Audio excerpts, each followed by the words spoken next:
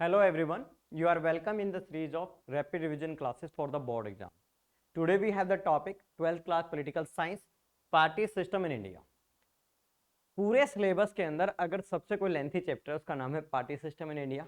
पहले क्या होता था, इस चैप्टर को दो पार्ट में डिवाइड किया हुआ था। आपके एनसीईआरटी का chapter number 2 one party dominance और chapter number 5 the registration of the Congress system, दोनों को कोलैप्स करके एक चैप्टर बनाया, इसका नाम है पार्टी सिस्टम इन इंडिया।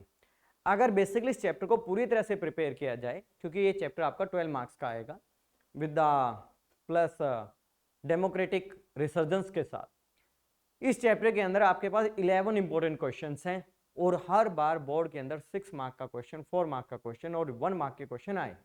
ये तो बात हुई है उन बच्चों के लिए जो 12th क्लास का एग्जाम दे रहे हैं। इस चैप्टर से इंटरेस्टिंग चैप्टर है ही नहीं पूरे सिलेबस में, क्योंकि ये चैप्टर आपको इंफॉर्मेशन देता है about the modern history. It give the information about how do the political parties behave, political parties ने भारत के अंदर कैसे बिहेव किया है इलेक्टोरल पॉलिटिक्स के अंदर, कौन कौन से इंपॉर्टेंट लीडर्स हैं जिन्होंने अच्छा किया, बुरा किया, और कुल मिला के ये बताया गया कि कैसे एक पॉलिटिकल पार्टी का डोमिनेंस अप होता है, फिर डाउन होता है, फिर अप होता है, फिर डाउन होता है। That is the Congress. आज के टाइम में तो you know better than me. तो हमने इस चैप्टर को दोनों पॉइंट ऑफ व्यू से समझना है। पहला जो पॉइंट ऑफ व्यू रहने वाला है only about the purpose of CBSE exam. अगर कोई और दूसरा पर्सन इस वीडियो लेक्चर को देखता है तो उसको उतना ही आनंद आएगा जितना एक 12th क्लास के बच्चे को अपने एग्जाम को लेके इसको पूरा फायदा मिलेगा। Let's we start. सबसे पहले हम इस चैप्टर का कंटेंट देखते हैं। चैप्टर का नाम है party system in India. Party system का मतलब है कि हमें पॉलिटिकल पार्टीज का जो बिहेव है उसको स्टडी करना है। पूरी दुनिया के अंदर 3 तरह के पार्टीज और सिस्टम है। पहला होता है वन पार्टी, 2 पार्टी और third one is the multi party system. ये आपका 10th क्लास का एक टॉपिक है, ये हमें नहीं पढ़ना। हमने पढ़ना है कि बेसिकली जो पॉलिटिकल पार्टीज हैं वो कैसे बिहेव करती हैं, भारत के अंदर जो इलेक्टोरल पॉलिटिक्स हुई उसमें कैसे इन्होंने परफॉर्म किया। द फर्स्ट थिंग दैट हमने जो इसके अंदर पढ़ना है one party dominance. One party dominance means कि भारत के अंदर एक लंबे टाइम तक एक पॉलिटिकल पार्टी का डोमिनेंस रहा है, दैट वाज कांग्रेस। की कांग्रेस ने ऐसे कौन से फैक्टर थे जो कांग्रेस को हेल्प करते थे भारत की पॉलिटिक्स को डोमिनेट करने के लिए। सेकंड जो चैप्टर आपके एनसीईआरटी से जो आपने पढ़ना है उसका नाम है the registration of Congress system. अब यहां पे जो वर्ड आया है जिसको हम बोलते हैं कांग्रेस सिस्टम। कांग्रेस सिस्टम का मतलब होता है कि Congress political party won 3/4 seat. किसका मतलब हुआ कि अगर 500 सीटों पे इलेक्शन हो रहा है तो 300 लगभग सीटें कौन जीती थी, कांग्रेस जीती थी। उसी डोमिनेंस को नाम दिया गया कांग्रेस सिस्टम। पहले आप देखिए वन पार्टी डोमिनेंस के अंदर आपको क्या क्या स्टडी करना है। सबसे पहले हमने देखना कि भारत का ड्रीम था कि India should have the democracy. Bharat में क्या होनी चाहिए, डेमोक्रेसी होनी चाहिए। तो हमने यही देखना है कि जो डेमोक्रेसी है उसको एस्टेब्लिश करने के लिए, प्रैक्टिस करने के लिए कौन से चैलेंजेस आए और how we overcome on this challenges successfully. हमने कैसे सक्सेसफुली चैलेंजेस को ओवरकम कर लिया। सेकंड हम स्टडी करेंगे कांग्रेस से रिलेटेड। जो कांग्रेस पॉलिटिकल पार्टी है उससे रिलेटेड 2 बातें पढ़ेंगे। पहला तो हम ये पढ़ेंगे कि reason for the dominance, reason for the dominance, कि जो भारत के अंदर पहले 3 जनरल इलेक्शन हुए जिसके अंदर कांग्रेस का पूरी तरह से डोमिनेट था।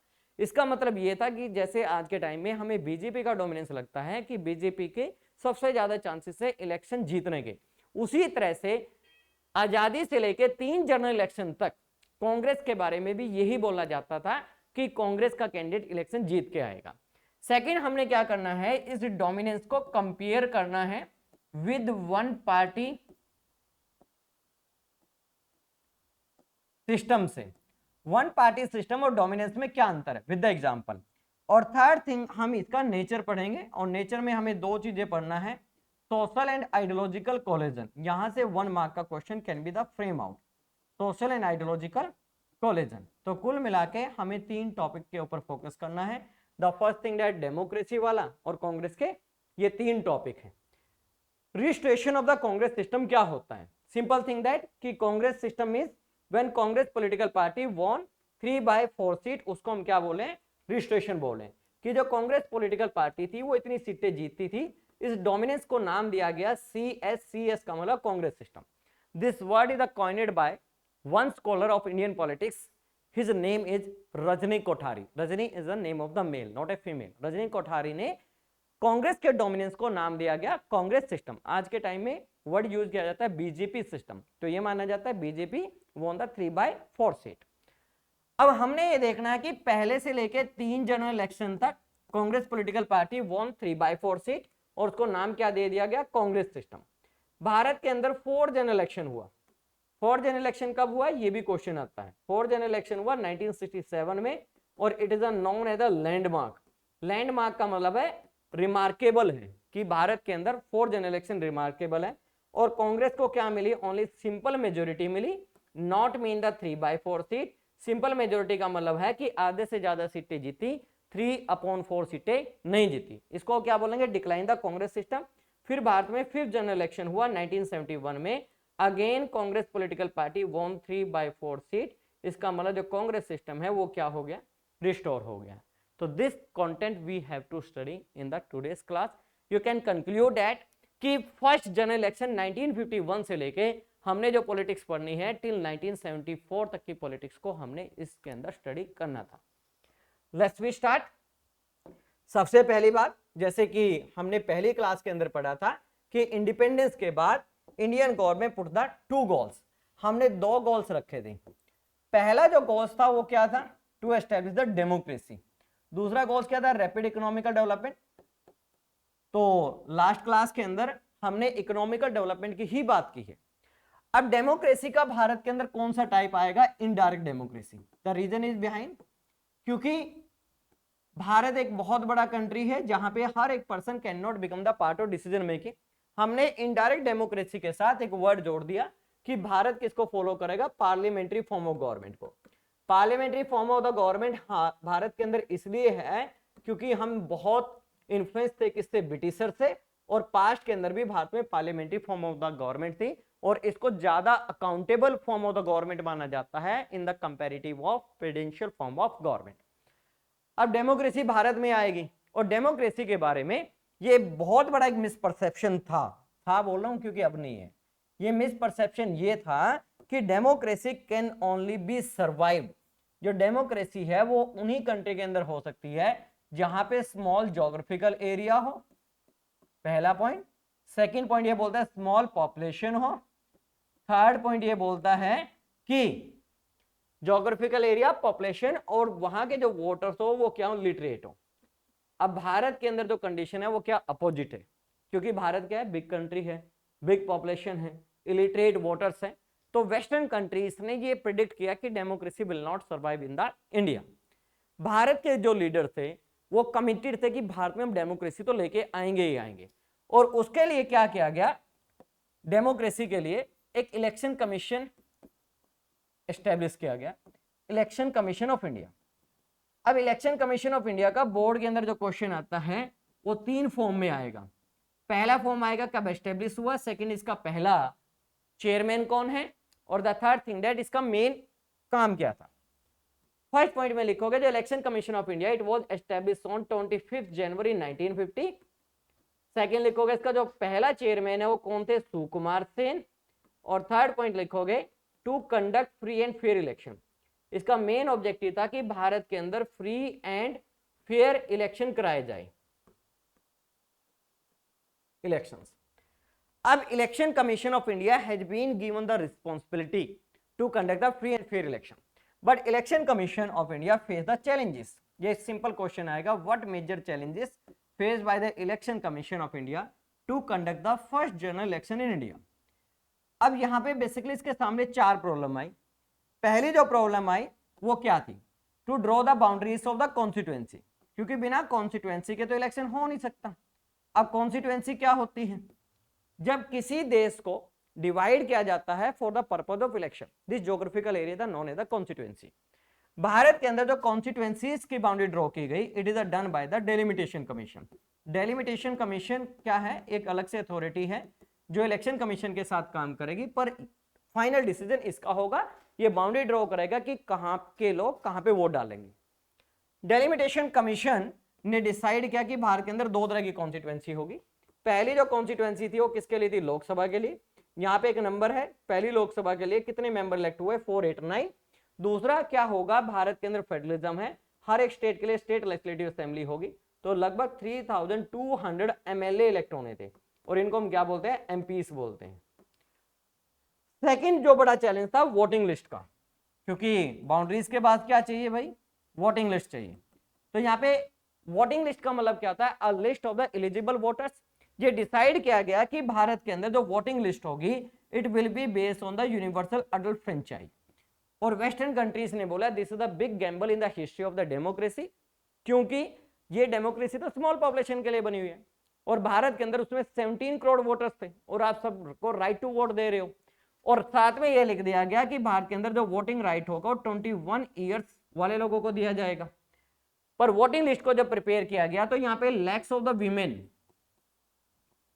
के प्रॉपर नेम थे ही नहीं, क्योंकि रूरल एरिया के अंदर ऐसा कंजर्वेटिज्म सिस्टम है कि जो बाहर से लोग आएंगे वो अपनी वीमेन को उनके साथ बात नहीं करने देंगे। और यहाँ पे जो नाम लिखे गए वोटिंग लिस्ट में, dead as mother of, dead as sister of, dead as wife of. Election commission ने बोला कि voting list is not a prepare, इसीलिए पहले जनरल इलेक्शन को, भाई ये क्वेश्चन पूछा जा चुका है कि why was the first general election decided to delay, तो आप लिखोगे first general election was decided to delay, the reason is behind voting list was not prepared. इसलिए पहला जो जनरल इलेक्शन भारत के अंदर 1950s में होना चाहिए था वो एक साल फिर क्या कर दिया गया, उसको डिले कर दिया गया। Next one, election on the large scale. Bharat के अंदर जो इलेक्शन हो रहा था किसके आधार पर होता है, लार्ज स्केल, क्योंकि यहाँ पे 489 मेंबर्स इलेक्ट होने थे लोकसभा के लिए, 3200 एमएलए इलेक्ट होने थे किसके लिए, आपके स्टेट लेजिस्लेटिव असेंबली, और 17 करोड़ यहाँ पे वोटर्स थे। तो एक बड़ा चैलेंज था कि इस इलेक्शन को ट्रांसपेरेंट सिस्टम से फ्री एंड फेयर कैसे कराया जाए। सबसे मजेदार बात कि 17 करोड़ वोटर में से ओनली 15% क्या थे, लिटरेट थे, पढ़े लिखे थे, जबकि वेस्टर्न कंट्रीज ने तो बोला था कि democracy is only made for the literate population. Fourth one, lack of the staff. आज भी इलेक्शन कमीशन ऑफ इंडिया जो स्टाफ लेता है वो किसका लेता है, गवर्नमेंट का लेता है, और यहाँ पे स्टाफ नहीं था। साथ में स्टाफ की क्या करनी थी, ट्रेनिंग करनी थी कि how to hold the election, की इलेक्शन होंगे कैसे।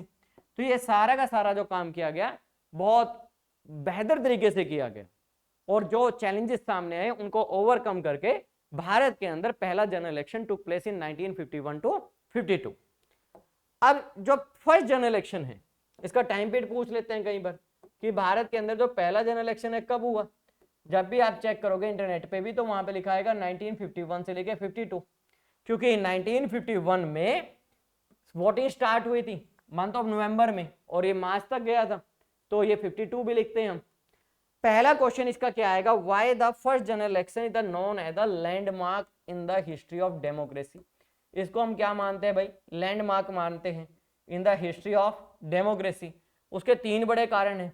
अर्लियर जो वेस्टर्न यूरोपियन कंट्रीज थी उन्होंने इस बात को मान लिया था या दूसरी कंट्रीज को कन्विंस कर लिया था कि democracy only made for small country, small population and literate voters. But first general election of India proved that कि democracy can be survive in big country, big population and illiterate voters. जो voters हैं चाहे वो illiterate हो, doesn't matter, पर यहां पे democracy can be the survive. Next thing that जो क्वेश्चन आएगा, how can you say that कि जो फर्स्ट जनरल इलेक्शन है वो क्या है, डेमोक्रेटिक थे। ये भी क्वेश्चन आता है। अब डेमोक्रेटिक वाला जो क्वेश्चन आएगा 4 नंबर का, वो जो क्वेश्चन आएगा 2 नंबर का आएगा। अब देखिए पहला पॉइंट क्या बोलता है, ये डेमोक्रेटिक इसलिए थे क्योंकि जब जनरल इलेक्शन हुआ तो दे टुक ए प्रॉपर टाइम। प्रॉपर टाइम का मतलब ये है कि जो इलेक्शन कराने के नॉर्म्स हैं उनको पूरा कराया गया। अब प्रॉपर टाइम में क्या क्या किया गया, जैसे नॉमिनेशन ऑफ कैंडिडेट, भाई जो इलेक्शन लड़ना चाहता है उनको प्रॉपर टाइम दिया गया कि आप इलेक्शन लड़ना चाहते हो तो you can fill the nomination. Second one, election campaign, कि आप वोटर्स को कन्विंस कर सकते हो, उनको प्रॉपर टाइम दिया गया। फिर क्या हुआ, पोलिंग हुआ, पोलिंग मैंने टू वोट, वोटिंग, और तीसरा डिक्लेयर द रिजल्ट। ये सारा काम करने में इलेक्शन कमीशन ने लगभग 6 महीने लगाए, पर किया। तो हम कह सकते हैं कि सभी को फेयरली अपॉर्चुनिटी दी गई कि if you are interested to contest the election you can contest the election. Second point, second क्या था कि जो इलेक्शंस हैं वो फेयर कब होंगे, जब people have the meaningful choice. तो यहाँ पे average 4 candidate contesting the election, it means people have the meaningful choice. जो कॉन्टेस्ट ऑफ इलेक्शन कर रहे थे कम से कम हर एक कॉन्स्टिट्यूएंसी से 4 बंदे थे। तो इसका मतलब ऐसा नहीं है कि एक ही बंदे का अलाउ कर दिया, भाई साहब आप इलेक्शन लड़िए, फिर कौन जीतेगा, एक ही बंदा इलेक्शन जीत के आएगा, ऐसा नहीं किया। इन लोगों ने क्या किया कि हर एक बंदा अलाउड टू कॉन्टेस्ट इलेक्शन है, कोई भी लड़िए, we don't have any problem. तो यहाँ पे 4 हो गए। अब यहाँ पे आप लिखोगे मास पार्टिसिपेशन ऑफ वोटर्स, जो वोटर्स थे उन्होंने भी क्या किया, वोटिंग किया। यहां से पता लगता है इलेक्शन क्या है, डेमोक्रेटिक है of voters. The reason is behind, आप लिखोगे half of voters cast their vote, half of voters cast their vote, ये अच्छी बात है। और डेमोक्रेसी की खास बात क्या है कि जब आपका पार्टिसिपेशन ऑफ वोटर्स बढ़े। और 4th पॉइंट इसके अंदर आप लिखोगे कि जब रिजल्ट डिक्लेयर किया गया इट वॉज एक्सेप्टेड, इसको क्या कर लिया गया, एक्सेप्टेड कर लिया गया, किसके द्वारा, winner as well as the loser. It's mean the first general election was free and fair और as well as they are the democratic. तो हमने 4 क्वेश्चन कर चुके हैं हम तक। नेक्स्ट पॉइंट देखिए, अगला टॉपिक इसके अंदर जो आता है वो क्या आता है कि भारत की जो इलेक्शन हुए उसके अंदर किसका डोमिनेंस है, कांग्रेस का डोमिनेंस था। क्योंकि तीनों जनरल इलेक्शन के अंदर जो कांग्रेस पॉलिटिकल पार्टी थी इट वॉन द 3/4 सीट। और ये लेबल्ड भी कर दिया गया कि कांग्रेस का अपना सिस्टम है, हर एक चीज मदद कर रही है किसको, कांग्रेस को। तो यहाँ पे 3/4 seat is the known as the Congress system. और ये किसमें हुआ, पहले 3 जनरल इलेक्शन के अंदर। तो आपसे कई बार एग्जामिनर ये भी पूछ लेता है पहले जनरल इलेक्शन के अंदर कांग्रेस ने कितनी सीटें जीती, सेकंड में कितनी जीती और थर्ड में कितनी जीती। पहला जनरल इलेक्शन 1951 से लेके 52, ऑलरेडी आई टोट। 5 साल बाद होगा तो 57 हो गया और अगला कब होगा, 62 के अंदर होगा। पहले जनरल इलेक्शन के अंदर कांग्रेस पॉलिटिकल पार्टी ने सीटें जीती 364, नेक्स्ट के अंदर जीती इसने 371 और नेक्स्ट में 361। और ये भी पूछा जाता है सेकेंड लार्जेस्ट पार्टी कौन सी थी पहले दूसरे तीसरे में, आपने याद रखना है कम्युनिस्ट पार्टी ऑफ इंडिया थी। अब क्वेश्चन ये आता है कि what factors help to the Congress to establish its system, इसके सिस्टम को एस्टेब्लिश करने में कि बार बार यही क्यों जीत के आ रही है, किस किसने मदद की। सबसे पहली जो मदद की कि Congress is the oldest party. Bharat के अंदर सबसे पहले जो कोई पॉलिटिकल पार्टी फॉर्म हुई है वो कौन सी है, कांग्रेस है। It was form in the 1885 as a pressure group, later on it change its self as a political party. Oldest party है, 1885 में बनी। साथ में इसके पास क्या था, वास्ट ऑर्गेनाइजेशन था, पूरे भारत के अंदर इसका ऑर्गेनाइजेशन फैला हुआ था। और people were familiar with the name of Congress, हर एक व्यक्ति उसको वोट देता है जिसके बारे में वो जानता है। तो people identify to Congress as a popular party. इसके पास क्या थी भाई, पॉपुलर लीडरशिप थी। लीडरशिप बड़ी कमाल की चीज है। अभी आप भारत के अंदर देखिए बीजेपी का जो वोट बैंक और जो इसका पॉपुलैरिटी और इसका ग्राफ इलेक्टोरल पॉलिटिक्स में बढ़ा है, इसमें बहुत बड़ा इंपॉर्टेंट रोल है किसका, पॉपुलर लीडरशिप का, एज ए श्री नरेंद्र मोदी जी का। ज्यादातर candidate always contest the election on the name of Narendra Modi ji. तो उस समय जो पॉपुलर लीडरशिप थी वो किसके नाम पे थी, जेएल नेहरू जी के नाम पे। और जेएल नेहरू उस समय भारत के सबसे बड़े और सबसे पॉपुलर लीडर थे। थर्ड पॉइंट आप इसके अंदर लिखोगे, जो कांग्रेस पॉलिटिकल पार्टी है it has the legacy of nationalist movement, legacy of nationalist movement. अब legacy of the national movement क्यों, द रीजन इज बिहाइंड, क्योंकि भारत के अंदर जो ज्यादातर जो मूवमेंट हुए अगेंस्ट द ब्रिटिशर, चाहे वो आपका नॉन कॉपरेशन मूवमेंट हो, सिविल डिसओबीडियंस मूवमेंट हो, क्विट इंडिया मूवमेंट हो, उसमें सबसे बड़ा जो क्रेडिट है वो किसका है भाई, कांग्रेस का है। और ये भी कन्विंस कर लिया गया था कि कांग्रेस ने ही भारत को आजादी दिलाई है। और ये सत्य भी है, सच भी है। दूसरे लोगों का भी इंपॉर्टेंट रोल है, पर जो सबसे लीडिंग रोल रहा है किसका रहा है, कांग्रेस का। तो लोगों ने इसको आइडेंटिफाई कर लिया गया एज ए नेशनलिस्ट पार्टी। और उस समय वीक अपोजिशन, ज्यादातर जो पॉलिटिकल पार्टी भारत में फॉर्म हुई जो कांग्रेस के अगेंस्ट इलेक्शन कॉन्टेस्ट कर रही थी, वो आफ्टर द इंडिपेंडेंस हुई। चाहे उसमें सोशलिस्ट पार्टी ऑफ इंडिया हो, स्वतंत्रता पार्टी हो, सीपीआई भी है पर कांग्रेस से पुरानी नहीं थी। तो ये आफ्टर द इंडिपेंडेंस, और इनकी इतनी ज्यादा पॉपुलैरिटी नहीं थी in the comparative of Congress, तो ये इसके सामने टिकी नहीं पाई। नेक्स्ट वन ये बोलता है सोशल एंड आइडियोलॉजिकल कोलिजन। ये ध्यान से सुनना, social and ideological collision. Collision का मतलब होता है मिक्सअप। अब देखिए जो कांग्रेस पॉलिटिकल पार्टी है इसके अंदर डिफरेंट सोशल बैकग्राउंड के पीपल थे, जैसे रूरल थे, अर्बन थे, पुअर थे, लोअर कास्ट, अपर कास्ट, मतलब हर एक प्रोफेशन से इसके अंदर मेंबर था। तो इसको बोलते हैं सोशल कोलेजन, इसलिए ज्यादातर वोट वो इसी पॉलिटिकल पार्टी को देते थे। आइडियोलॉजिकल कोलेजन, आज के टाइम में हर एक पॉलिटिकल पार्टी के पास अपना एक स्पेसिफिक आइडियोलॉजी है, पर उसमें कांग्रेस के पास क्या था, ग्रुप ऑफ आइडियोलॉजी। इसमें conservative, liberal, radical, capitalist, socialist, revolutionary, pacifist, इसका मतलब मिक्सअप है। इसका एक 1 मार्क का क्वेश्चन आ सकता है, why Congress is known as the rainbow party. Rainbow लिखोगे, it has the representation from the different social groups. अगर आइडियोलॉजिकल कोलेजन आता है, it has the mix of the different ideology, that's why the Congress is the known as the centrist party. सबसे बड़ी बात, it is a benefit from the, Bharat के electoral system का सबसे बड़ा फीचर है first past the post. It means क्या है कि जो कैंडिडेट सबसे ज्यादा वोट लेके आएगा वो विनर ऑफ द इलेक्शन है। यहां पे क्या होता था, जो कांग्रेस के वोट थे वो क्या रहते थे, यूनाइट। यूनाइट मींस कि जिन्होंने वोट कांग्रेस को डालने हैं वो डालने ही हैं, यूनाइटेड हो गए। जबकि अपोजिशन क्या है, डिफरेंट आइडियोलॉजीज पे इलेक्शन लड़ती थी, डिफरेंट सोशल बैकग्राउंड्स के इंटरेस्ट की बात कर रही थी, इनके वोट क्या हो जाते थे, डिवाइड हो जाते थे। ठीक है, जैसे मैं कहता हूं कांग्रेस कुल भारत के अंदर 10 वोट है, कांग्रेस को जो वोट डाले हैं वो 3 वोट डाले हैं, 5-7 अपोजिशन पार्टी, सबको एक एक वोट मिला। यहाँ पे सबके पास एक एक वोट है, कांग्रेस के पास 3 है, तो कांग्रेस के वोट क्या यूनाइटेड है, अपोजिशन के वोट क्या हो गए, डिवाइड हो गए, पर सबसे ज्यादा किसके पास है, कांग्रेस के पास है। तो you will mention like that, this are the different factors responsible for the dominance of the Congress system. Next topic देखिए, नेक्स्ट ये क्या बोलता है कि जो डोमिनेंस ऑफ कांग्रेस है, डोमिनेंस ऑफ कांग्रेस है इज डेमोक्रेटिक।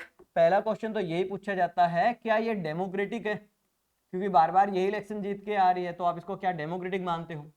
और दूसरा हमने क्या करना है, इसको कंपेयर करना है, ये कई बार क्वेश्चन है, compare with one party system, क्योंकि दुनिया के अंदर और भी ऐसी कंट्रीज है जहां पे एक ही पॉलिटिकल पार्टी बार बार इलेक्शन जीतती है और बार बार पावर में रहती है। क्या कांग्रेस भी ऐसे ही या इससे अलग है। पहली बात तो ये समझ लीजिए कि dominance of the Congress is the democratic. ये क्वेश्चन आता है, did the prevalence dominance of Congress in the electoral politics effect the nature of democracy in India. आप बोलोगे नो, क्योंकि डेमोक्रेसी को नहीं इफेक्ट करता। आप पहले इसका कॉमन इंट्रोडक्शन लिख दोगे कि Congress was form as a pressure group, later on it change as a party और it dominate the first general election and won the 3/4 seat और labelled as the Congress system. अब देखिए, पहले तो हम बताते हैं कि डेमोक्रेटिक कैसे है। डेमोक्रेटिक बताने के लिए आपको 4 पॉइंट लिखने हैं। इसका जो नेचर है वो क्या है भाई, डेमोक्रेटिक है। वो क्यों है, पहला तो ये बोलता है कि भारत के अंदर मल्टी पार्टी सिस्टम है, तो इट मींस कि अकेली कांग्रेस इलेक्शन नहीं लड़ रही है, तो और भी पॉलिटिकल पार्टी है।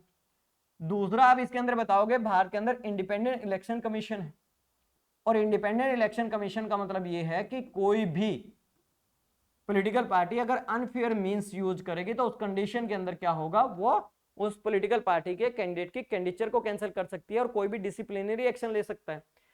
तीसरा और फोर्थ आपने क्या करना है, जो हमने यहां से लिया है, क्योंकि हमें तो ये बताना है ना डोमिनेंस डेमोक्रेटिक कैसे, यहां से कोई भी 2 पॉइंट आप पिकअप करके यहां पे आप लिख दोगे, आपका आंसर क्लियर हो जाएगा।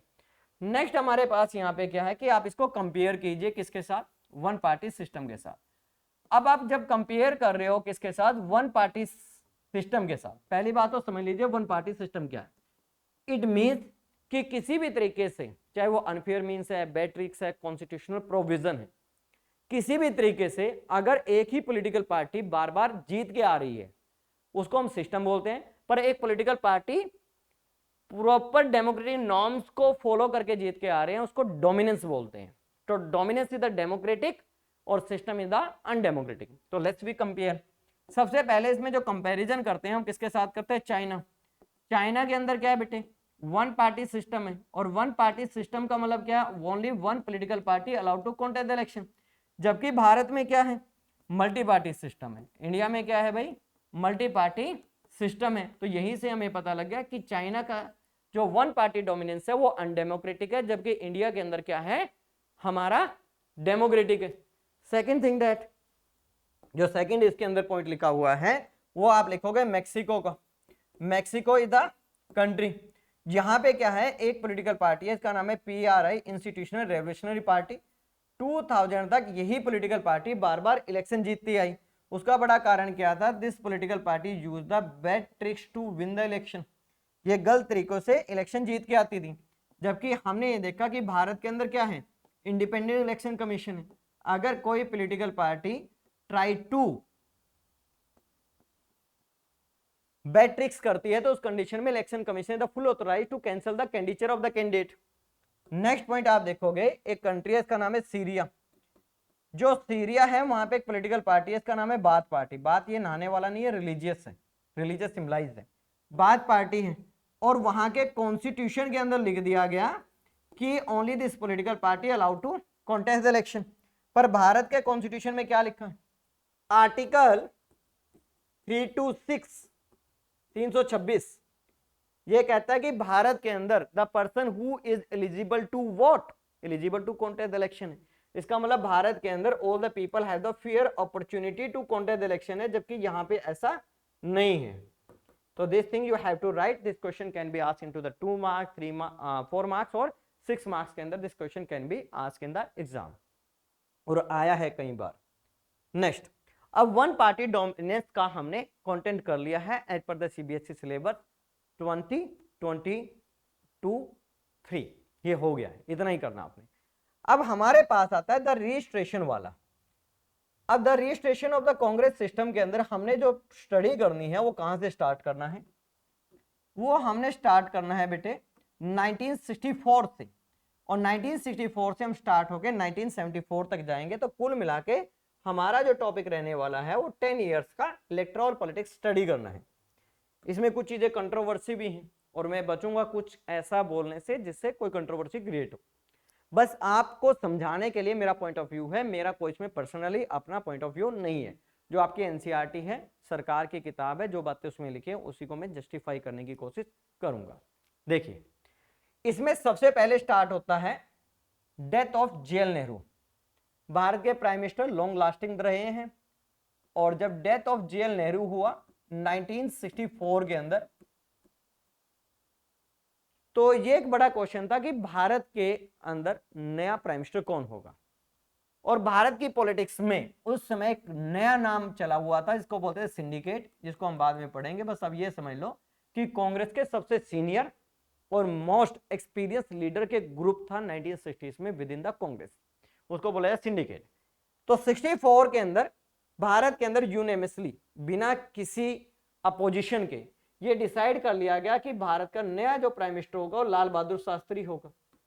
और जो लाल बहादुर शास्त्री जी देश के प्राइम मिनिस्टर बनेंगे। और लाल बहादुर शास्त्री जी के बारे में 2 बातें आप जरूर लिखना।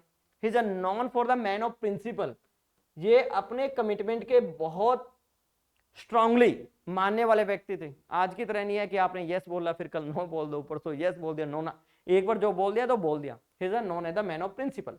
Second one, he is the known for the simplicity, Bharat के इतिहास के सबसे सिंपल प्राइम मिनिस्टर, सबसे ईमानदार, सबसे इंटेलिजेंट, सबसे बड़े देशभक्त।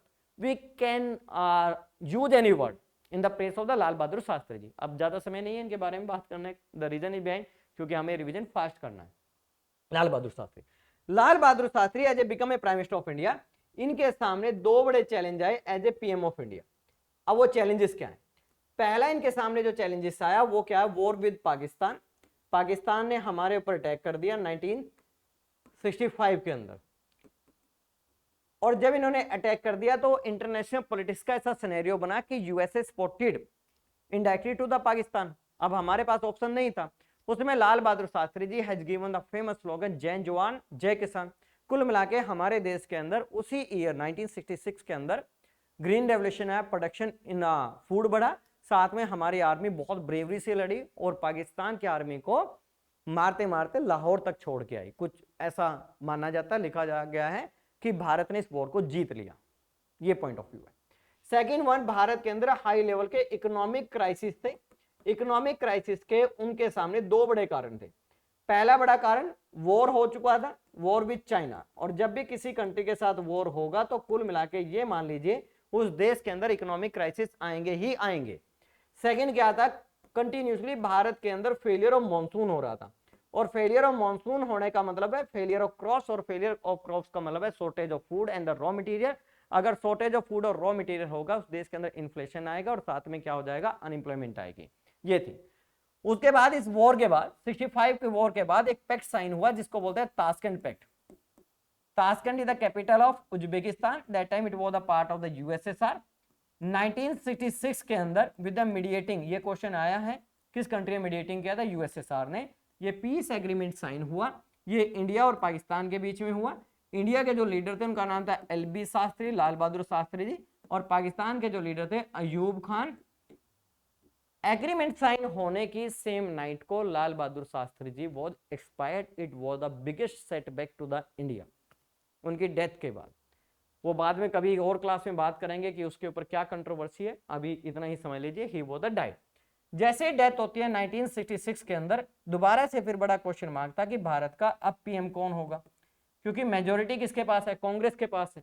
और उस समय कांग्रेस को डोमिनेट कौन कर रहा है? सिंडिकेट। और सिंडिकेट ने एक ग्रुप बनाया हुआ था AICC, all India Congress committee, जिसके अंदर ऑल इलेक्टेड एमपीज थे, लोकसभा राज्यसभा के। क्योंकि 62 में जब इलेक्शन हुए कांग्रेस के पास मेजोरिटी थी, अगला इलेक्शन 4th जनरल इलेक्शन 1967 में होगा। इन दोनों इलेक्शन के बीच के अंदर 2 प्राइम मिनिस्टर की डेथ हो चुकी है, और तीसरे अब की बार कौन होगा? अब की बार 2 पर्सन थे जो प्राइम मिनिस्टर बनना चाहते थे। पहले तो एक के नाम पे ही कन्विंस हो गए थे। अब वो पहला कौन है? पहला देश की प्राइम मिनिस्टर बनना चाहती थी इंदिरा गांधी। इंदिरा गांधी के बारे में 3 बातें समझ लीजिए। She was a daughter of Jawaharlal Nehru. Second one, she was president of Congress in 1959। Third one, she serve as a information minister under the Lal Bahadur Shastri cabinet. कोई भी क्वेश्चन 1 मार्क का पूछा जा सकता है। दूसरे सीनियर लीडर होते थे, इनका नाम था मोरारजी देसाई। और मोरारजी देसाई के बारे में 2 पॉइंट आप लिख देना। पहला आप लिख दोगे कि Morarji Desai was a senior leader part of the syndicate, serve as the chief minister of Bombay, जिसको 1960 में 2 पार्ट में डिवाइड कर दिया था, गुजरात और महाराष्ट्र। उसके चीफ मिनिस्टर रहे थे, सीनियर लीडर थे। कुल मिला के 2% बनने चाहते हैं। तो यहां पे जो डिसीजन लिया गया कांग्रेस के द्वारा विद द डेमोक्रेटिक बेस, और कुल मिला के इन दोनों के बीच में इलेक्शन कराया गया, जिसको बोलते हैं secret voting system. Secret voting system का मतलब ये था कि एमपीस वोट डालेंगे कि हमारा प्राइम मिनिस्टर कौन होगा, पर यह पता नहीं लगेगा कि कौन किसने किसको वोट डाला है। ये सीक्रेट वोटिंग सिस्टम होता है। अब यहां पे सिंडिकेट ने बड़ा इंपॉर्टेंट रोल प्ले किया। उसने इंदिरा गांधी को सपोर्ट किया, मोरारजी देसाई को नहीं किया। क्यों? क्योंकि मोरारजी देसाई सीनियर था, एक्सपीरियंस था। सिंडिकेट को यह लगता है कि अगर इसको हमने प्राइम मिनिस्टर बना दिया, ये हमारी बात सुनेगा ही नहीं, ये नई है पॉलिटिक्स के अंदर। और इसके बारे में एक बड़ा पॉपुलर वर्ड यूज किया गया इंदिरा गांधी जी के बारे में, गूंगी गुड़िया। ये तो नहीं है, इसको तो कुछ पता ही नहीं है। अगर ये प्राइम मिनिस्टर बनेगी तो इनडायरेक्टली हमारे पास पावर रहेगी, और हम इस पावर को यूज करके हम इनडायरेक्टली इंजॉय करेंगे। प्राइम मिनिस्टर ये होगी, डिसीजन हम लेंगे। तो कुल मिला के इस सीक्रेट बैलेट पेपर में सपोर्टेड बाय सिंडिकेट, सिंडिकेट ने सपोर्ट कर दिया इंदिरा गांधी को, क्योंकि she is the new in the politics. अब ये बोलता है कि सिंडिकेट ने जब इसको सपोर्ट किया तो डेफिनेटली इंदिरा गांधी जीत रहा था, और कुल वोट का 3/4 वोट्स इंदिरा गांधी को मिला, और ये देश की नई प्राइम मिनिस्टर बन गई। प्राइम मिनिस्टर बनना इसका ड्रीम था, और ये बन भी गई, अच्छा भी लग रहा था। पर ये जो ताज इंदिरा गांधी जी को मिला था, उस कंडीशन में मिला था जब भारत की कंडीशन बिल्कुल अच्छी नहीं थी। ना इकोनॉमिक कंडीशन अच्छी थी, ना पॉलिटिक्स की कंडीशन अच्छी थी। इवनली कांग्रेस के अंदर भी फैक्शन बनने स्टार्ट हो गए थे, वहां पे भी अच्छा नहीं था। इंदिरा गांधी के सामने भी चैलेंज थे। पहला चैलेंज क्या था? Economic condition. और इकोनॉमिक कंडीशन के बारे में हम पहले ही पढ़ चुके हैं कि वॉर की वजह से अच्छी नहीं थी। कौन सा वॉर? 62 वाला चाइना, 65 पाकिस्तान, और फेलियर ऑफ मॉनसून हो रहा था। दूसरा, इंदिरा गांधी के सामने चैलेंज सबसे बड़ा था सिंडिकेट, क्योंकि सिंडिकेट सपोर्टेड टू हर कि she will depend on them for further decision making. अब अगर इंदिरा गांधी को पॉपुलर लीडर बनना है तो सबसे पहले साइडलाइन करना पड़ा किसको? सिंडिकेट को। यही तो पॉलिटिक्स है। सिंडिकेट ने इंदिरा गांधी को चुना अपनी पॉलिटिक्स के लिए, अब इंदिरा गांधी सिंडिकेट को साइडलाइन करेगी अपनी पॉलिटिक्स के लिए। और Indira Gandhi want to become a popular leader as her father. वो पॉपुलर लीडर बनना चाहती थी, और ये इतना आसान काम नहीं था, अभी हम देखेंगे। तो यहां तक की कहानी हम समझ चुके हैं कि अब इंदिरा गांधी देश की प्राइम मिनिस्टर बन चुकी है। अब हमारे पास इस चैप्टर के अंदर 2 क्वेश्चन और आते हैं। वो क्वेश्चन क्या है? पहला क्वेश्चन ये आता है कि you have to explain the role of syndicate. Syndicate का रोल बताइए भारत की पॉलिटिक्स में क्या है। जब ये क्वेश्चन आएगा सबसे पहले आप क्या लिखोगे?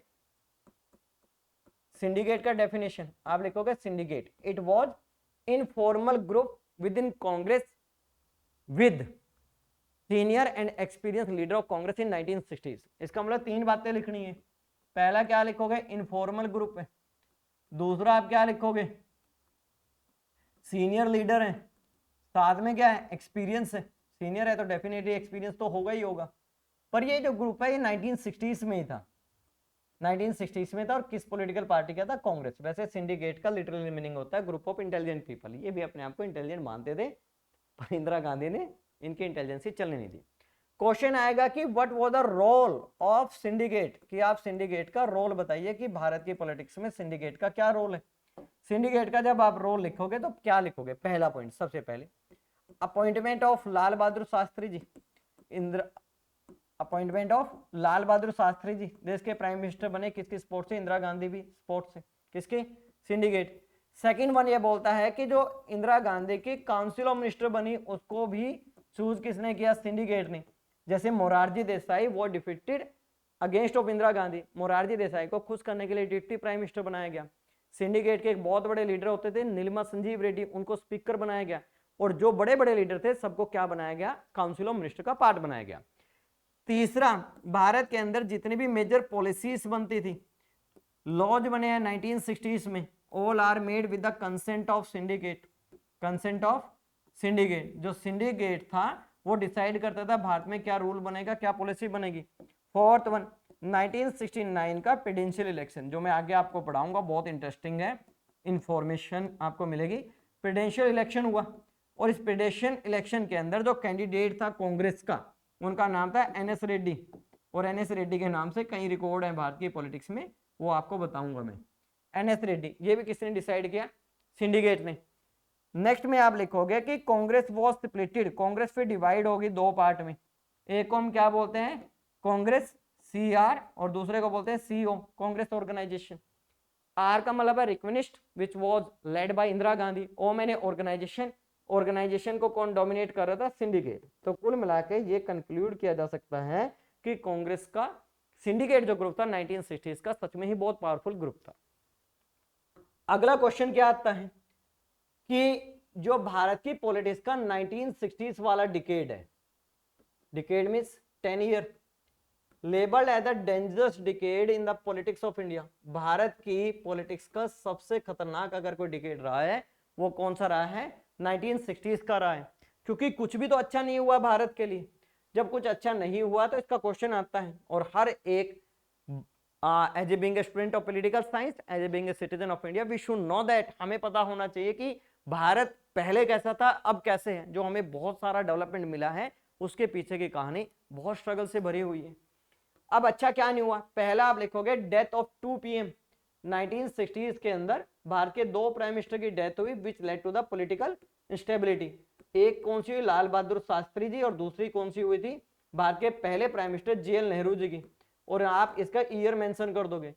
इंडिया फॉर 2 वॉर, भारत ने 2 वॉर लड़े। पहला वॉर किससे लड़ा, चाइना 62 के अंदर, दूसरा किससे लड़ा, पाकिस्तान से 1965। और वॉर से 3 तरह के नुकसान होते हैं। पहला, बहुत सारे सैनिक मारे जाएंगे, कैजुअलिटीज होगी, civilian can be targeted. Second में प्रॉपर्टी लॉस होगा। तीसरा, जो आपने एनिमेशन वेस्ट किया है आपको दोबारा से खरीदना पड़ेगा, इकोनॉमिक क्राइसिस आएंगे। थर्ड पॉइंट ये बोलता है कि failure of monsoon, failure of monsoon, failure of monsoon की बजाय आप लिखिए economic condition of India. 1960s के अंदर India doesn't have the good economic condition. अब इकोनॉमिक कंडीशन अच्छी क्यों नहीं है, उसके आप यहाँ पे 3 या 4 पॉइंट लिख सकते हो, 1, 2, 3 और 4। पहली इकोनॉमिक कंडीशन अच्छी इसलिए नहीं थी, भारत के अंदर लगातार फेलियर ऑफ मॉनसून हो रहे थे। Already I told you about that, मैं आपको बता चुका हूं कि फेलियर ऑफ मॉनसून होने से क्या आपका नुकसान होगा।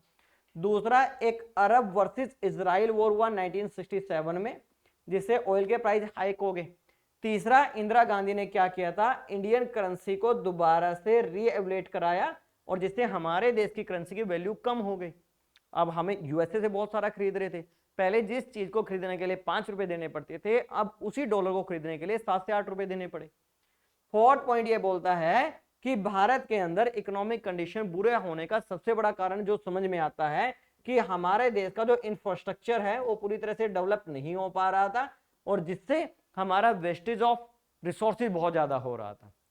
फोर्थ पॉइंट आप लिखोगे, भारत के अंदर वायलेंस बहुत ज्यादा हुई है 1960s के अंदर। पहली वायलेंस क्या हुई, कि यहाँ पे कम्युनल वायलेंस हुई हिंदू और मुस्लिम के बीच में, स्पेशली महाराष्ट्र के अंदर communal violence between Hindu and Muslim.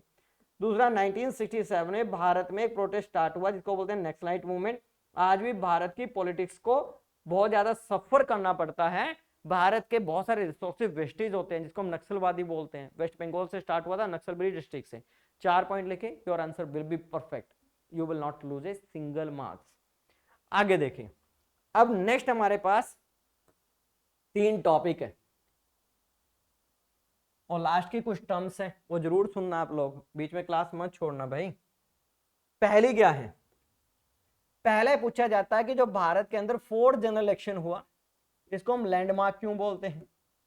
और कई बार क्वेश्चन आएगा कि explain the political economic condition of India during the 4th general election. तो कुल मिला के इकोनॉमिक कंडीशन वही लिखी बेकार थी, पॉलिटिकल कंडीशन में लिखिए पॉलिटिकल इंस्टेबिलिटी थी, we lost the 2 prime minister with the short time period.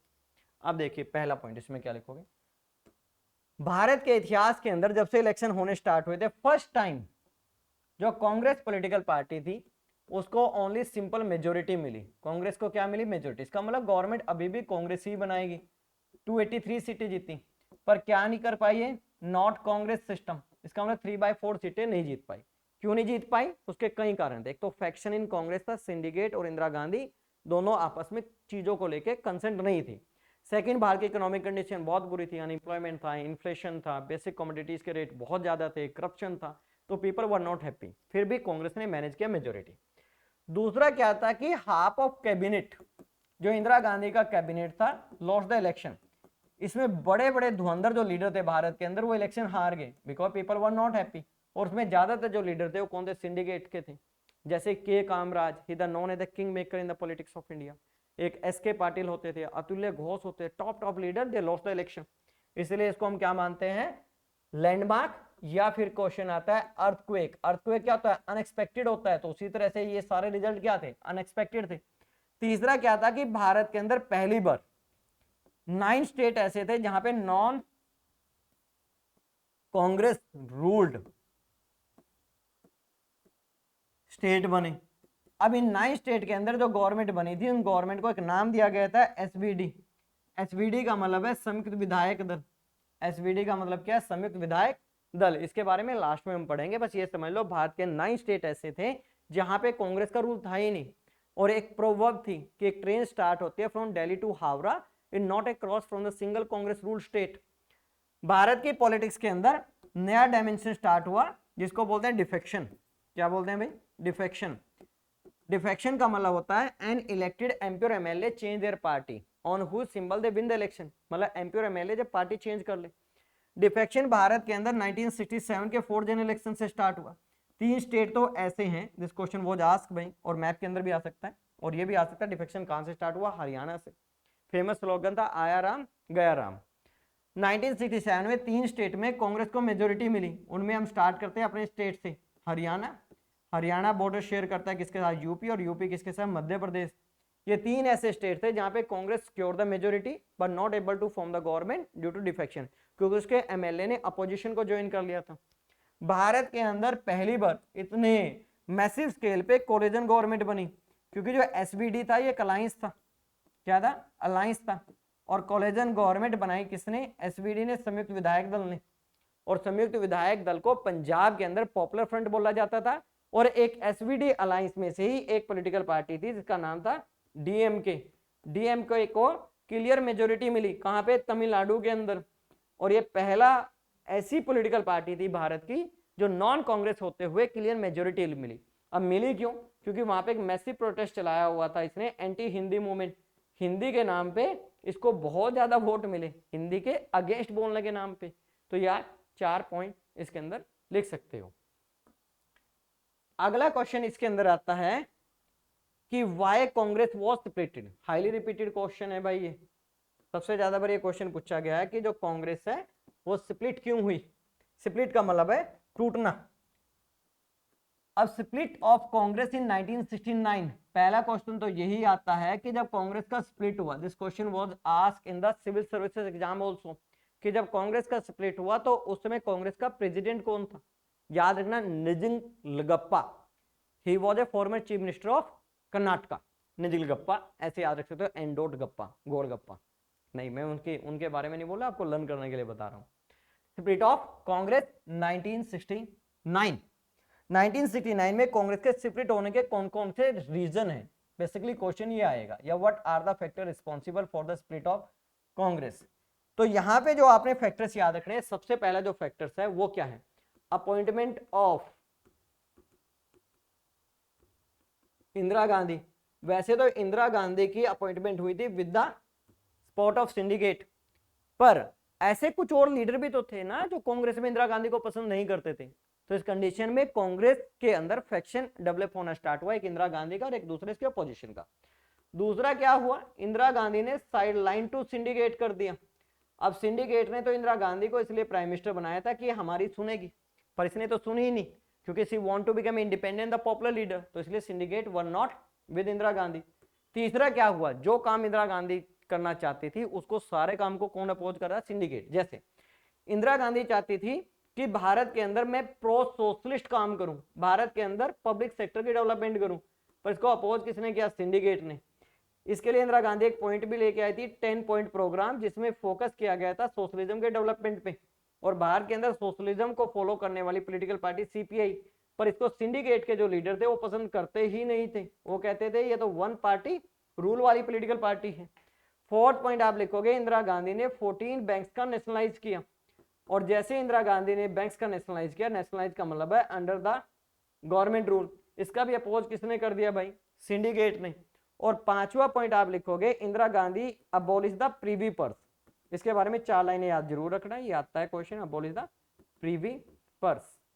Privi purse क्या है, भारत के अंदर जिन प्रिंसिपल स्टेट को भारत में मर्ज किया गया था उनको प्रॉमिस किया गया था कि आपका कुछ स्पेशल राइट दिए जाएंगे, उनको प्रीवी पर्स बोला गया। इंदिरा गांधी बोलती है कि देश के अंदर इतनी इकोनॉमिक क्राइसिस है, हम बहुत सारा पैसा वेस्ट कर रहे हैं, किसके ऊपर, राजाओं के ऊपर, इन सारे पैसे को हमें किसके ऊपर यूज करना चाहिए, डेवलपमेंट ऑफ द पीपल। वो करना चाहती थी, पर इसका अपोज कौन कर रहा था, सिंडिकेट। कहीं ना कहीं मेरे को तो यहाँ पे थोड़ा ये लग रहा है कि इंदिरा गांधी प्रो नेशनलिस्ट है। 6 पॉइंट क्या हुआ जो हमने पढ़ना है, प्रेसिडेंशियल इलेक्शन 1969। जैसे प्रेसिडेंशियल इलेक्शन 1969 हुआ, इसमें जो ऑफिशियल कैंडिडेट ऑफ कांग्रेस था ही लॉस्ट द इलेक्शन, और इंदिरा गांधी का जो कैंडिडेट था इनडायरेक्टली, जिसका नाम था बीबी गिरी, आगे पढ़ना है, ही वॉन द इलेक्शन। अब कांग्रेस के सीनियर लीडर से बिल्कुल डाइजेस्ट नहीं हो रही थी इंदिरा गांधी, और उन्होंने बोला कि अब कांग्रेस एक नहीं रह सकती, और हम कांग्रेस को 2 पार्ट में डिवाइड कर रहे हैं, एक का नाम है कांग्रेस सी, एक का नाम था Congress R request, which led by Indira Gandhi, और कांग्रेस ओ मैंने ऑर्गेनाइजेशन लेड बाय, उसको लेड कौन करेगा, सिंडिकेट। अब हमने यहाँ पे 3 टॉपिक करके और चैप्टर कंप्लीट कर देते हैं। मेरे को पता है वीडियो लंबा हो रहा है, पर क्या करें, सिलेबस इतना है, तो आपका पेशेंस का एक तरह का एग्जामिनेशन है, 3 घंटे आप पेपर बैठ के लिखोगे, अगर इसको वीडियो को देख लोगे तो 100% आपको बोर्ड के अंदर क्वेश्चन आएंगे, और फिर आपको मजा आएगा। पहला इसके अंदर जो टॉपिक है वो है प्रेसिडेंशियल इलेक्शन 1969। प्रेसिडेंशियल इलेक्शन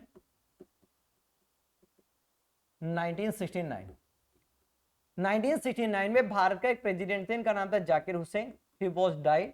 जैसे इसकी डेथ हुई तो यहाँ पे क्या होने थे, प्रेसिडेंशियल इलेक्शन होने थे। प्रेसिडेंशियल इलेक्शन के लिए क्या करती हैं पॉलिटिकल पार्टीज ने, नाम प्रपोज करने होते हैं कि ये हमारी तरफ से इलेक्शन लड़ेगा। अब क्वेश्चन ये है, क्या इंडिपेंडेंट कैंडिडेट भी इलेक्शन लड़ सकता है, बिल्कुल लग सकता है।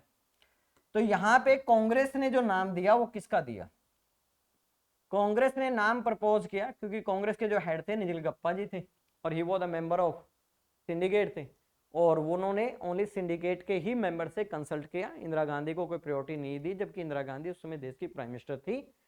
और उन्होंने डिसाइड किया कि हमारी तरफ से जो कैंडिडेट होगा वो NS रेड्डी होगा, नीलमा संजीव रेड्डी, और ये भी कर्नाटका से थे। खास बात देखिए क्या है कि एन गप्पा जी कर्नाटका, NS रेड्डी क्या है कर्नाटका है, तो स्टेटिज्म चला हुआ है, नहीं ऐसा नहीं था, पर NS रेड्डी सच में ही इंटेलिजेंट लीडर थे।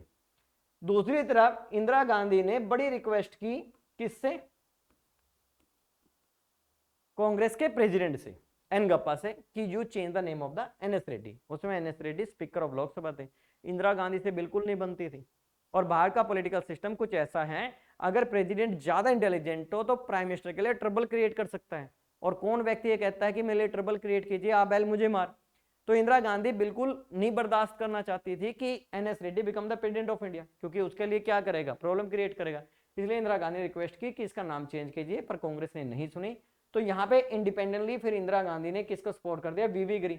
उस समय वीवी गिरी क्या थे, देश के वाइस प्रेसिडेंट थे। इसको बोला कि आप इलेक्शन लड़िए, मैं आपको सपोर्ट करूंगी। वीवी गिरी ने बोला मैडम मैं वाइस प्रेसिडेंट हूँ, पता लगा ये भी नहीं रहा।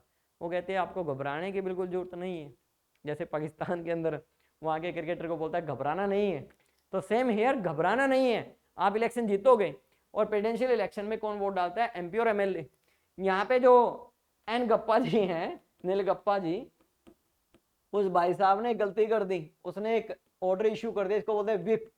विप का मतलब होता है कि जब किसी पॉलिटिकल पार्टी का प्रेसिडेंट विप इशू करता है तो all member of the concern political party have to be present in the house और to vote in the favour of the same political party, otherwise president of the political party can take the disciplinary action, उसकी membership को cancel करा सकता है। पर constitution में ये लिखा हुआ है कि आप प्रेसिडेंशियल इलेक्शन के अंदर विप इशू कर ही नहीं सकते। यहाँ पे इंदिरा गांधी के फेवर के एमपी और एमएलए को पूरी तरह से आजादी मिल गई कि आपको जिसको वोट डालना है डालिए। इंदिरा गांधी ने इनडायरेक्टली सपोर्ट कर दिया किसको भाई, वीवी गिरी को। और जो वीवी गिरी है वो उसमें वाइस प्रेसिडेंट थे, उसने बोला ठीक है मैडम जी आप बोल रहे हो मैं इलेक्शन लड़ूंगा। और इंदिरा गांधी ने ये बोला जो भी एमपी और एमएलए हैं, क्योंकि एमपी और एमएलए वोट डालते हैं, वो वोट एज पर कंसाइंस करें। इसका मतलब अपनी आत्मा की आवाज सुन के वोट डालें। आत्मा की आवाज का मतलब क्या है कि आप वीवी गिरी को वोट डालिए, एनएस रेड्डी को ना डालिए। कुल मिला के जब रिजल्ट आया इस इलेक्शन का, और इस इलेक्शन का रिजल्ट किसके फेवर में आया, वीवी गिरी, और V V Giri become the president of India. N S Reddy भाई साहब हार गए और ऑफिशियल कैंडिडेट ऑफ कांग्रेस था। भारत के इतिहास में नीलिमा संजीव रेड्डी के नाम से 3 बहुत बड़े रिकॉर्ड हैं। The first thing that he is the first official candidate of Congress lost the election. Second one, Neelima Sanjeev Reddy पहले ऐसे प्रेसिडेंट बने जो स्पीकर ऑफ लोकसभा रह चुके थे।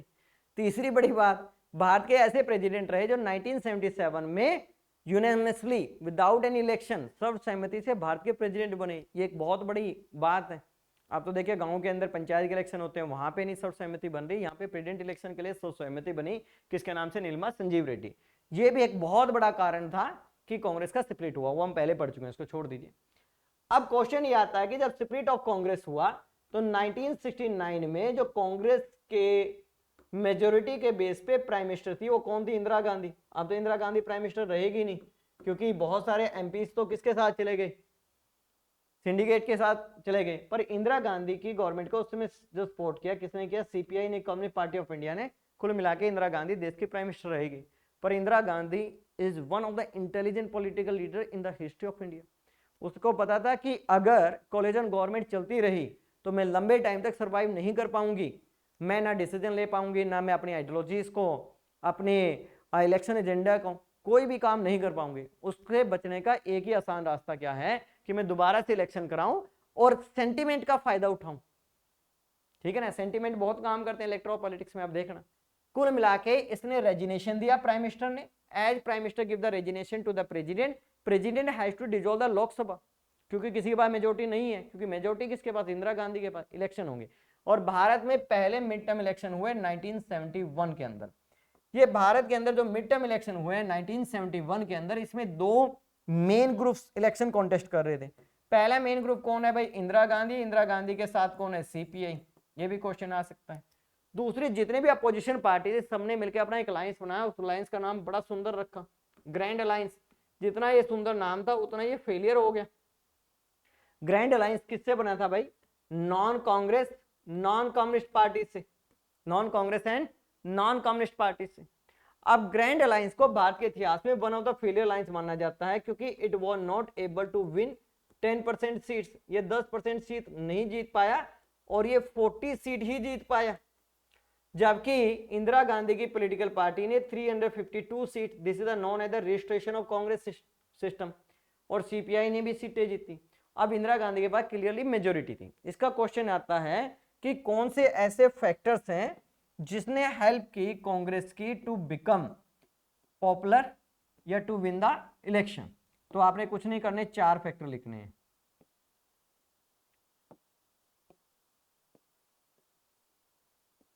पहला फैक्टर क्या था जो काम कर रहा था इंदिरा गांधी के लिए, दिस इज द क्योंकि Indira Gandhi has given the popular slogan, और पॉपुलर जो स्लोगन था उस स्लोगन का नाम था save democracy, sorry save democracy नहीं था भाई, रिमूव द पॉवर्टी, गरीबी हटाओ। आप देखिए कितना सुंदर है भारत के अंदर आज भी जो इलेक्शन हो रहे हैं, देखो तब भी इलेक्शन हुआ 71 में गरीबी पे, आज भी इलेक्शन होता है किस पे, गरीबी पे। तो गरीबी इन नॉट ए गरीबी, गरीबी is the part of the politics in India. तो ये बड़ा अट्रैक्ट कर रहा था लोगों को। सेकंड क्या हुआ कि यहाँ पे जो अपोजिशन है ये क्या था, वीक अपोजिशन था। The reason is behind, Indira Gandhi ने ये पॉपुलराइज किया कि अपोजिशन डजंट हैव एजेंडा, इनके पास क्या नहीं है, नो एजेंडा, इनके पास एक ही एजेंडा है, रिमूव द इंदिरा। मेरे पास क्या, रिमूव द पॉवर्टी, इनके पास क्या, रिमूव द इंदिरा। तीसरा इंदिरा गांधी ने क्या किया, स्पेसिफिक वोट बैंक के ऊपर काउंटर किया। इंदिरा गांधी ने जो वोट बैंक था वो किसको काउंटर किया, एससी को, एसटी को, ओबीसी तो नहीं था उसमें, रिलीजियस माइनॉरिटीज को, स्पेशली वीमेन को। और भारत में सबसे बड़ा ग्रुप यही है और सबसे ज्यादा वोट भी यही लोग डालते हैं। Indira Gandhi focus on the development of public sector, उसने प्रॉमिस किया कि भारत के अंदर मैं किसको डेवलप करूंगी, पब्लिक सेक्टर को। और पब्लिक सेक्टर के डेवलपमेंट का मतलब है पब्लिक वेलफेयर, और पब्लिक वेलफेयर का मतलब है गरीबों का भला करना। और वोट भारत में ज्यादा कौन डालते हैं, गरीब डालते हैं। तो फायदा किसको होगा, गरीबों को। वो कितना होगा वो बाद में आपको पता ही है, अभी भी यही हालात है। अब हम पहुंच गए लास्ट पॉइंट पे। लास्ट पॉइंट के अंदर एक क्वेश्चन तो आता है, what factors are the responsibility for the popularity of Indira Gandhi, कि इंदिरा गांधी की जो पॉपुलैरिटी है उसके लिए कौन से फैक्टर्स हैं, पॉपुलैरिटी ऑफ इंदिरा गांधी। और इंदिरा गांधी की पॉपुलैरिटी कब आई, 1970s के अंदर। इसमें आपने कुछ नहीं करना, इसमें 4 बातें लिखनी है। पहली बात लिखोगे पॉपुलर स्लोगन, जो मैं आपको अभी बता चुका हूं, गरीबी हटाओ, इसने बड़ा पॉपुलर किया इंदिरा गांधी को। सेकंड वन क्या किया, इंदिरा गांधी ने 1971 के अंदर जो प्रीवी पर्स थे उनको अबोलिश कर दिया, अबोलिश द प्रीवी पर्स। और प्रीवी पर्स अबोलिश जो किए गए वो 26 कॉन्स्टिट्यूशनल अमेंडमेंट से किए गए। और सिंपल एक मैसेज गया कि Indira Gandhi is a pro poor leader, ये गरीबों का भला करने वाले लीडर है, क्योंकि इसने अमीरों के पैसों को रोक के उनको यूज करेगी किसके लिए, गरीबों की डेवलपमेंट के लिए। तीसरा पॉइंट क्या था, 1971 में एक वॉर हुआ था, इंडो पाक वॉर।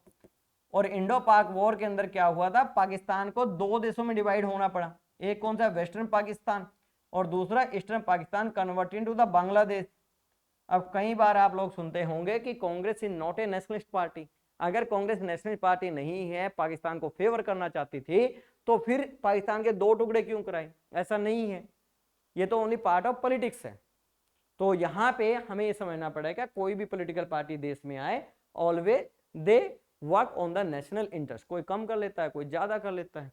फोर्थ पॉइंट लिखोगे, 1974 में इंदिरा गांधी ने कि गवर्नमेंट होते हुए भारत के अंदर पहला न्यूक्लियर टेस्ट कराया गया। वो बात अलग है कि न्यूक्लियर टेस्ट फेल्ड हो गया, पर पूरी दुनिया को एक मैसेज गया, India want to become a powerful country. और लोगों में भी एक मैसेज गया कि इंदिरा गांधी ही भारत को क्या बना सकती है, पावरफुल बना सकती है। और 1972 के अंदर जब स्टेट लेजिस्लेटिव असेंबली इलेक्शन हुए, तो जितने स्टेट में कांग्रेस हारी थी उनमें सब में कांग्रेस दोबारा से रिवाइव कर गई 1972 के अंदर।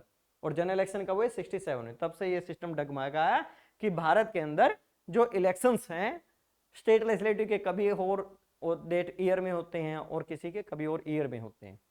अब हमने एक वर्ड पढ़ना है, नॉन कांग्रेसिज्म। ये आ सकता है भाई, नॉन कांग्रेसिज्म एक कॉन्सेप्ट है, it was given by the RM Lohia, Ram Manohar Lohia ने इस कॉन्सेप्ट को दिया था। कब दिया था, 1967 में। इसने अपील की किसको, नॉन कम्युनिस्ट पार्टी को, कि आप एक अलायंस बनाओ जिसका नाम हम क्या रखते हैं, संयुक्त विधायक दल। संयुक्त विधायक दल ज्वाइन करने के उसने 2 कारण बताए। पहली बात, जो कांग्रेस का रूल है वो अनडेमोक्रेटिक है। द रीजन इज बिहाइंड, उनका ये मानना था अगर कोई पॉलिटिकल पार्टी लंबे टाइम तक रूल में रहेगी वो करप्टेड होगी ही होगी, ये उनकी खुद की फिलॉसफी है। और ऐसा होता भी है, क्योंकि कांग्रेस को शायद ये लगता होगा हमें तो कोई हरा ही नहीं सकता है। दूसरा, अनडेमोक्रेटिक के साथ साथ not in favour of common people, क्योंकि आप ऑलरेडी पढ़ चुके हो कि उसमें भारत के अंदर, इंडिया के अंदर बहुत सारी प्रॉब्लम्स थी और उन प्रॉब्लम्स का एक ही सिंगल सोल्यूशन था। वो क्या था कि भारत की पॉलिटिक्स को उसके ऊपर अच्छे काम करने की जरूरत थी। तो इसी के बिहार पे एक अलायंस बनाया गया, इसका नाम है संयुक्त विधायक दल। इसने भारत के अंदर 9 स्टेट्स के अंदर गवर्नमेंट बनाई और उसमें से 2 बड़े आपको याद रखने हैं, 3 याद रखिए। पहली बात, पंजाब के अंदर इसको पॉपुलर फ्रंट बोलते थे। कहाँ पे भाई? पंजाब के अंदर। ये भी क्वेश्चन आया है। एक पॉलिटिकल पार्टी थी, इसका नाम क्या था? डीएमके, द्रविड़ मुनेत्रम काजगम। इस पॉलिटिकल पार्टी ने तमिलनाडु के अंदर क्या की? गवर्नमेंट बनाई विद द मेजोरिटी। और तीसरा आप लिखोगे, यहीं से स्टार्ट हुआ था डिफेक्शन, और डिफेक्शन कहाँ से स्टार्ट हुआ? हरियाणा से, और it form the government into the 3 state. I know कि वीडियो लंबा हो गया, but doesn't matter, you give the time, definitely it will help you in your exam to develop your understanding about the politics of India. तो इसके लिए आज इतना ही, और you prepare well and do well. और सबसे बड़ी बात, जिस तरह से मैंने आपको ये पॉइंट्स में पूरा चैप्टर कराया है, आप भी अपने आंसर को ऐसे ही पॉइंट के अंदर लिखिए। Thank you.